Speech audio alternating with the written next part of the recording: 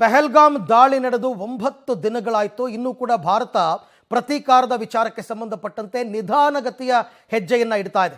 ಸಭೆಗಳ ಮೇಲೆ ಸಭೆ ನಡೀತಾ ಇದೆ. ಪ್ರಧಾನಿ ಮೋದಿ ಅವರ ಸಭೆಗಳು ಮುಂದುವರಿತಾ ಇವೆ. ನಿನ್ನೆ ತಡರಾತ್ರಿ ತನಕ CDS ಮತ್ತು 3 ಸೇನಾ ಮುಖ್ಯಸ್ಥರ ಜೊತೆ ಸಭೆ ಆಗಿದೆ. ಭಾರತದಿಂದ ಪ್ರತೀಕಾರಕ್ಕೆ ಪಣ. ಈಗ ಭಾರತ ಪ್ರತೀಕಾರದ ಹೆಜ್ಜೆಗೆ ಹೆದರಿದೆ ಪಾಪಿ ಪಾಕಿಸ್ತಾನ. ಹಾಗಾಗಿ ನೆರವು ಕೇಳಿ ಪಾಕಿಸ್ತಾನಕ್ಕೆ ಅಮೆರಿಕ ಛೀಮಾರಿ ಹಾಕಿದೆ. ಮೊದಲು ಪಹಲ್ಗಾಮ್ ದಾಳಿಯನ್ನ ನೀವು ಖಂಡಿಸಬೇಕು. ಪಾಕಿಸ್ತಾನದಿಂದ ಕದನ ವಿರಾಮ ಉಲ್ಲಂಘನೆಯಿಂದ ಇಂತಹ ಘಟನೆ ನಡೆದಿದೆ. ಹಾಗಾಗಿ ಪಾಕಿಸ್ತಾನ ಪ್ರಾಯೋಜಿತ ಉಗ್ರರ ದಾಳಿಯಿಂದ 26 ಹಿಂದೂಗಳ ಹತ್ಯೆಯಾಗಿದೆ. ಭಯೋತ್ಪಾದನೆ ವಿರುದ್ಧ ನಮ್ಮ ಸಮರ ನಿಲ್ಲಲ್ಲ ಅಂತ ಅಮೆರಿಕ ಛೀಮಾರಿ ಹಾಕಿದೆ ಪಾಕಿಸ್ತಾನಕ್ಕೆ. ಕರೆಕ್ಟಾಗಿ ಮಾಡಿದ್ರು. ಆ್ಯಕ್ಚುಲಿ ಅಮೆರಿಕ ವಿದೇಶಾಂಗ ಕಾರ್ಯದರ್ಶಿ ಮಾರ್ಕ್ ರುಬಿಯೋ ಎರಡೂ ದೇಶದವರಿಗೆ ನೀವು ಉದ್ವಿಗ್ನತೆಯನ್ನು ತಗ್ಗಿಸಿ ಅಂತ ಹೇಳಿದ್ರು. ಜೊತೆಗೆ ಈಗ ಪಾಕಿಸ್ತಾನಕ್ಕೆ ಅಮೆರಿಕ ಛೀಮಾರಿ ಹಾಕಿದೆ. ಎಲ್ಲ ನಿಮ್ಮಿಂದನೇ ಆಗಿರೋದು. ಈಗ ಸಹಾಯ ಕೇಳ್ಕೊಂಡು ಬಂದಿದ್ದೀರಾ ನಮ್ಮ ಹತ್ರ. ಮೊದಲು ಪಹಲ್ಗಾಮ್ ದಾಳಿಯನ್ನು ನೀವು ಖಂಡಿಸಬೇಕು. ಉಗ್ರವಾದವನ್ನು ಪೋಷಿಸುವುದನ್ನು ನಿಲ್ಲಿಸಬೇಕು. ಕದನ ವಿರಾಮ ಉಲ್ಲಂಘನೆ ಮಾಡಿದ್ದೀರಾ. ಹಾಗಾಗಿ 26 ಹಿಂದೂಗಳ ಹತ್ಯೆಯಾಗಿದೆ. ಈಗ ಬಂದು ಸಹಾಯ ಮಾಡಿ ಅಂತಿರಲ್ಲ, ನಿಮಗೆ ನಾಚಿಕೆ ಆಗಬೇಕು ಅಂತ ಅಮೆರಿಕ ಪಾಕಿಸ್ತಾನಕ್ಕೆ ಛೀಮಾರಿಯನ್ನು ಹಾಕಿದೆ.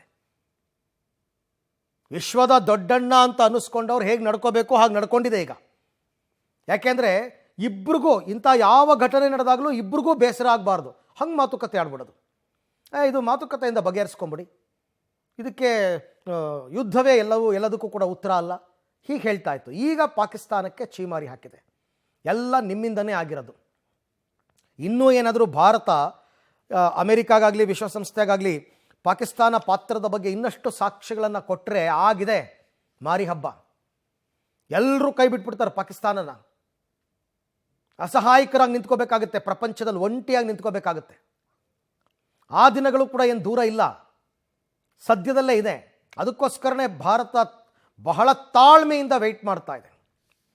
ಈ ಬಗ್ಗೆ ಮತ್ತಷ್ಟು ಮಾಹಿತಿ ನನ್ನ ಕೊಲೀಗ್ ಶಬೀರ್ ಅವರಿಂದ ಪಡ್ಕೊಳ್ಳೋಣ. ಶಬೀರ್, ಅಮೇರಿಕಾ ಸಹಾಯ ಕೇಳ್ಕೊಂಡು ಹೋಗಿದ್ದ ಪಾಕಿಸ್ತಾನಕ್ಕೆ ಸರಿಯಾಗಿ ಮಂಗಳಾರತಿ ಎತ್ತಿದ್ದಾರೆ ಆ ದೇಶದವರು.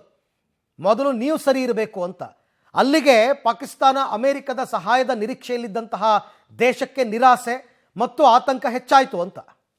ಅರವಿಂದ್, ಖಂಡಿತವಾಗ್ಲೂ ಹೌದು. ಭಯೋತ್ಪಾದನೆಯನ್ನು ಪೋಷಿಸ್ತಿರುವಂತಹ ಪಾಕಿಸ್ತಾನ ಈಗ ಯುದ್ಧದ ಕಾರ್ಮೋಡ ಆವರಿಸ್ತಾ ಇದ್ದಂತೆ ಅಮೆರಿಕದ ನೆರವನ್ನು ಕೇಳುವಂಥ ಪ್ರಯತ್ನವನ್ನು ಮಾಡಿದೆ. ಆದರೆ ಅಮೆರಿಕದ ನೆರವನ್ನು ಕೇಳಿದಂಥ ಪಾಕಿಸ್ತಾನಿಗೆ ಈಗ ಉಲ್ಟಾ ತಿರುಗೇಟಾಗಿರುವಂಥದ್ದು. ಅಮೆರಿಕ ಬೆಂಬಲದ ಮಾತುಗಳನ್ನು ಆಡದೆ ಬುದ್ಧಿವಾದ ಮಾತುಗಳನ್ನು ಈಗ ಸದ್ಯಕ್ಕೆ ಆಡಿರುವಂಥದ್ದು. ಭಯೋತ್ಪಾದನೆ ವಿಚಾರದಲ್ಲಿ ನೀವು ಮೊದಲು ಅದನ್ನು ಖಂಡಿಸುವಂಥ ವಿಚಾರ ಹೇಳಿಕೆಗಳನ್ನು ಕೊಡಬೇಕಾಗಿತ್ತು.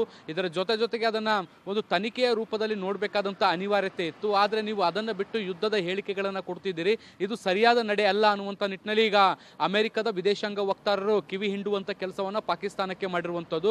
ಭಾರತದ ಜೊತೆಗೂ ಕೂಡ ಅಮೆರಿಕದ ವಿದೇಶಾಂಗ ವಕ್ತಾರರು ಮಾತುಕತೆಯನ್ನು ಕೂಡ ನಡೆಸಿರುವಂಥದ್ದು. ಇಂತಹ ಘಟನೆಗಳು ನಡಿಬಾರ್ದಾಗಿತ್ತು. ಆದರೆ ಈ ರೀತಿಯಾದಂಥ ಘಟನೆಗಳು ಆಕ್ಷೇಪಾರ್ಹ ಮತ್ತೆ ಸಮರ್ಥನೀಯವೂ ಕೂಡ ಅಲ್ಲ ಅನ್ನುವಂಥ ನಿಟ್ಟಿನಲ್ಲಿ ಹೇಳಿಕೆಯನ್ನು ಕೂಡ ಕೊಟ್ಟಿರುವಂಥದ್ದು. ಆದರೆ ಶಾಂತಿ ಮತ್ತು ಸುವ್ಯವಸ್ಥೆಯ ದೃಷ್ಟಿಯನ್ನು ಗಮನದಲ್ಲಿಟ್ಟುಕೊಂಡು ಎರಡೂ ದೇಶಗಳು ಕೂಡ ಶಾಂತಿಯನ್ನು ಕಾಪಾಡುವಂಥ ನಿಟ್ಟಿನಲ್ಲಿ ಕೆಲವೊಂದಿಷ್ಟು ಪ್ರಯತ್ನಗಳನ್ನ ಮಾಡಬೇಕು, ಪಾಕಿಸ್ತಾನದ ಜೊತೆಗೆ ಮಾತುಕತೆಗಳನ್ನು ನಡೆಸಬೇಕು ಅನ್ನುವಂಥ ನಿಟ್ಟಿನಲ್ಲಿ ಅಮೆರಿಕವು ಕೂಡ ಭಾರತಕ್ಕೆ ಸಲಹೆಯನ್ನು ಕೊಟ್ಟಿರುವಂಥದ್ದು. ಭಾರತಕ್ಕೆ ಸಲಹೆಯನ್ನು ಕೊಡೋದರ ಜೊತೆಗೆ ಪಾಕಿಸ್ತಾನಕ್ಕೆ ಈಗ ಕಿವಿ ಹಿಂಡುವಂಥ ಕೆಲಸವನ್ನು ಕೂಡ ಮಾಡಿದೆ.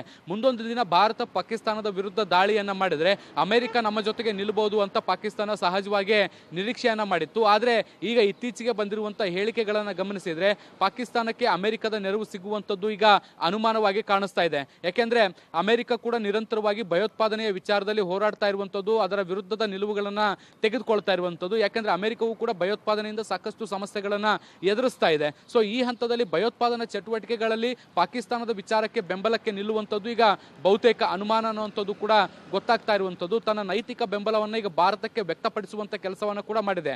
ಆದಾಗ್ಯೂ ಕೂಡ ಏಷ್ಯಾದಲ್ಲಿ ಶಾಂತಿಯನ್ನು ಕಾಪಾಡುವಂಥ ದೃಷ್ಟಿಯಿಂದ ಎರಡೂ ದೇಶಗಳು ಕೂಡ ಮಾತುಕತೆಯನ್ನು ನಡೆಸಬೇಕು ಅನ್ನುವಂಥ ನಿಟ್ಟಿನಲ್ಲಿ ಈಗ ಅಮೆರಿಕ ಸಲಹೆಯನ್ನು ಕೂಡ ಕೊಡುವಂಥ ಕೆಲಸವನ್ನು ಮಾಡಿದೆ. ಅರವಿಂದ್.